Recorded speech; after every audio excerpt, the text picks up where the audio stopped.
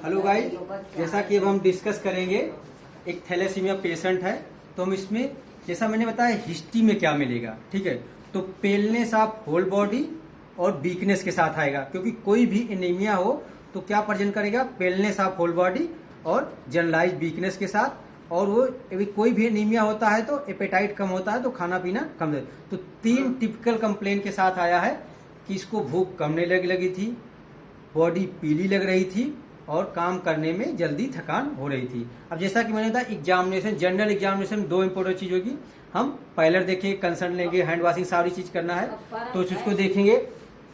इसको आगे ऊपर देखो बेटा, ऊपर देखो, ऊपर देखो, देखिए पायलर दिख रहा है, ठीक है। दूसरा चीज, हम अपने हैंड से इस बच्चे का हैंड कंपेरिजन करते हैं तो हैंड में भी पायलर है, तो इसको पायलर है, एनीमिया है, ठीक है। दूसरा चीज, चूंकि ये थैलेसीमिया हीमोलिटिक जॉइंटिस होता है तो जॉइंटिस भी हो सकता है। तो नीचे देखो बेटा, नीचे एकदम नीचे देखो, ठीक है।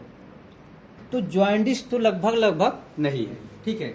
नहीं, बहुत माइल्ड हो सकता है, नहीं तो जॉइंटिस नहीं है, ठीक है, जॉइंटिस नहीं है। अब हम जो एग्जामिनेशन में नेक्स्ट जो सिस्टमिक एग्जामिनेशन में एब्डोमेन में मिलेगा, वो हमने जैसा कि बता रखा है, थैलेसीमिया के केस में हिपैटोस्प्लीनोमेगाली मिलता है। क्या मिलता है? हिपैटोस्प्लीनोमेगाली थैलेसीमिया मेजर में। तो हम इसको हिपैटोमेगाली के लिए देख रहे हैं। यहाँ पे इसका लीवर है, मैंने मार्किंग भी कर रखी है, यहाँ तक लीवर है, तो इसको हिपैटोमेगाली है। अब हम सेम चीज जैसे मैंने कहा, राइट इलियक फोसा से ही हम करके स्प्लीनोमेगाली के लिए देखेंगे।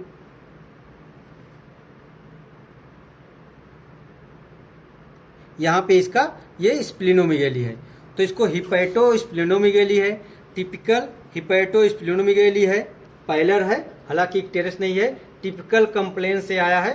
तो ये टिपिकल थैलेसीमिया, क्योंकि अब बच्चे की एज अभी 3 से 4 साल ही है, तो अभी आपको जो फेशियल फीचर मिलते हैं, फ्रंटल बॉसिंग और ये सारी चीजें नहीं, और ये सारी चीजें डिपेंड करता है ट्रांसफ्यूजन फ्रीक्वेंसी। अगर एक महीने के अंदर ब्लड ट्रांसफ्यूजन होता है तो जो एक्स्ट्रा मेडुलरी हीमोपोइसिस होता है वो उसके साइन नहीं मिलेंगे। तो इसका चूंकि टाइमली ट्रांसफ्यूजन हो रहा है, लेकिन आप फिर भी देखेंगे तो थोड़ा सा माइलर प्रोमिनेंस स्टार्ट हो रहा है, थोड़ा सा फ्रंटल बॉसिंग स्टार्ट हो रहा है। तो this is the typical case. Examination में इतना ही रहेगा, बाकी आपको एग्जाम में पूरा एग्जामिनेशन करना है।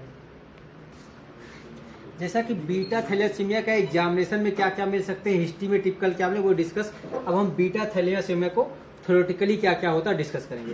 तो चूंकि बीटा थैलेसीमिया एक प्रकार की एनीमिया है, ठीक है। अब ये ट्रायड होता है, ट्रायड, ठीक है। ट्रायड क्या होता है? HOT hot, HOT hot, hot से होता है हीमोलिटिक फेसी, फेस हीमोलिटिक मिलेगा। क्या मिलेगा? जैसे माइलर प्रोमिनेंस मिलता है, फ्रंटल बॉसिंग मिलता है, ये हीमोलिटिक फेसीज होता है।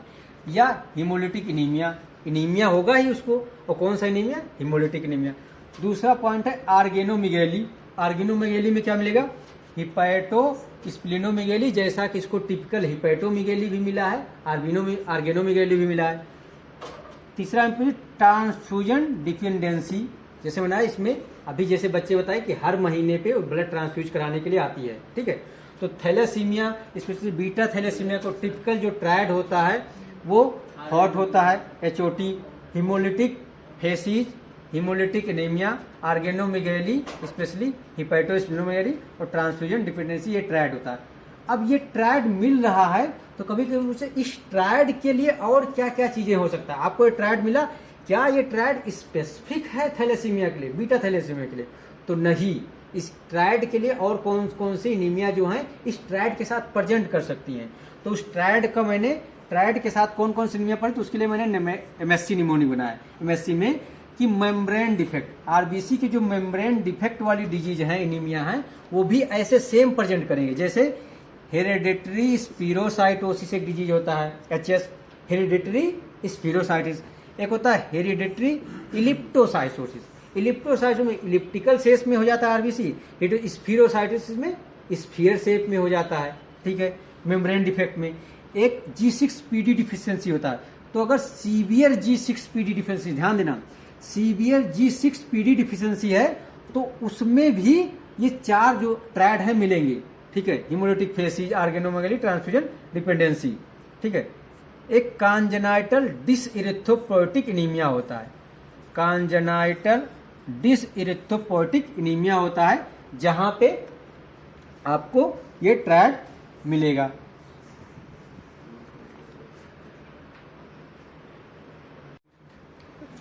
नेक्स्ट इंपॉर्टेंट पार्ट है जो बीटा थैलेसीमिया और बीटा थैलेसीमिया इंटरमीडिएट।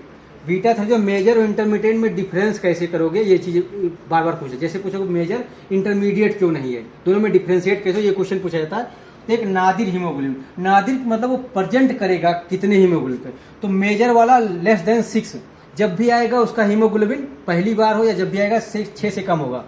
इंटरमीडिएट वाला 6 to 9 होगा, 6 से नीचे नहीं आता वो, ठीक है। इसीलिए बोला था मैंने माइल्ड मॉडरेट। जो ऑर्गेनोमेगाली होगा वो माइल्ड टू मॉडरेट होगा, और सॉरी उल्टा हो गया, ये चीजें थोड़ा सा उल्टा हो गया, ठीक है, एक मिनट। तो जैसे थैलेसीमिया मेजर होगा उसमें नादिर हीमोग्लोबिन जो प्रेजेंटेशन होगा 6 से कम होगा, और इंटरमीडिएट में 6 to 9 होगा, 6 से नीचे नहीं होगा। ऑर्गेनोमेगाली हो जो मेजर में होगा मैसिव ऑर्गेनोमेगाली होगा, ठीक है, कभी कभी अम्लाइकस को पार कर जाता है स्प्लीन, ठीक है।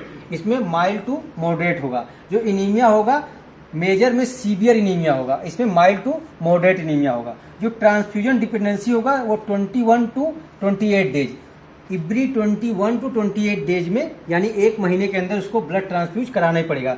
इसमें यूजुअली ब्लड ट्रांसफ्यूजन की जरूरत नहीं पड़ती, केवल स्ट्रेसफुल कंडीशन। वो स्ट्रेसफुल कंडीशन क्या हो सकता है, अगर इन्फेक्शन हो गया, या सर्जरी किसी को करनी पड़ी, या फीमेल में प्रेगनेंसी। यूजुअली प्रेगनेंसी तक जाते नहीं है बच्चे थैलेसीमिया वाले मेजर वाले, 22-23 तक। यूजुअली शादी भी नहीं होती है क्योंकि ये चीज़ प्रॉब्लम होती है, तो प्रेगनेंसी रेयरली होता है मेजर वाले का, वो वहाँ तक जाएं। लेकिन अगर प्रेगनेंसी है, प्रेगनेंसी में भी हो तो इंटरमीडिएट, एक्चुअली इंटरमीडिएट वाले तो जाएंगे, मेजर की बात, मेजर वाले तो जाते नहीं वहाँ पे। तो इन्फेक्शन हो गया, सर्जरी हो गया, प्रेगनेंसी या स्ट्रेसफुल कंडीशन, यहाँ पे ट्रांसफ्यूजन की जरूरत पड़ती है। और बाकी थैलेसीमिया इंटरमीडिएट में यूजुअली नहीं, 6 महीने 1 साल में एक बार ट्रांसफ्यूजन की जरूरत पड़ती है। इसमें हर 21 to 28, अब कोई लेट कर देता है, 1.5 महीने पे कराता है, अगर जितने लेट करेगा उतने ज़्यादा सिम्टम जाएंगे, उतने ज़्यादा हिपेटोस्प्लेनोमेगाली होगा, उतने ज़्यादा एक्स्ट्रामेडुलरी हीमेटोपोइसिस होगा, ठीक है। एज ऑफ प्रेजेंटेशन, अगर मेजर होगा तो 2 साल के अंदर प्रेजेंट कर देगा, और अगर इंटरमीडिएट होगा 2 साल के बाद। इसीलिए मैंने उस बच्चे को पूछा था, उसने क्या बताया था, लगभग 3 से 6 महीने का। तो जो एवरेज है मेजर का एज वो 6 month to 2 year, 6 month to maximum cases इसी में प्रेजेंट करते हैं, 6 month to 2 year। ज्यादातर 1 साल के आसपास थैलेसीमिया वाले प्रेजेंट करते हैं। एक बार क्वेश्चन आता कि एज अर्ली एज कितने पे प्रेजेंट करते हैं, तो थैलेसीमिया मेजर जो एज अर्ली मिनिमम एज पे प्रेजेंट कर सकता है वो 3 month, इसको याद रखना। यूजुअल 6 month to 2 year, लेकिन जब मैक्सिमम 3 महीने के पहले नेवर प्रेजेंट कर सकता, कभी प्रेजेंट ही नहीं करता। जो मिनिमम एज है 3, जैसे इस बच्चे के बता रही थी 3 महीने, तो 3 महीने से कभी प्रेजेंट नहीं कर सकता। लेकिन यूजुअल जो 90% केस होंगे 6 महीने से 2 साल के बीच में। तो आपका ये थैलेसीमिया मेजर और थैलेसीमिया इंटरमीडिएट में कैसे पहचान करेंगे, ये चीजें हैं।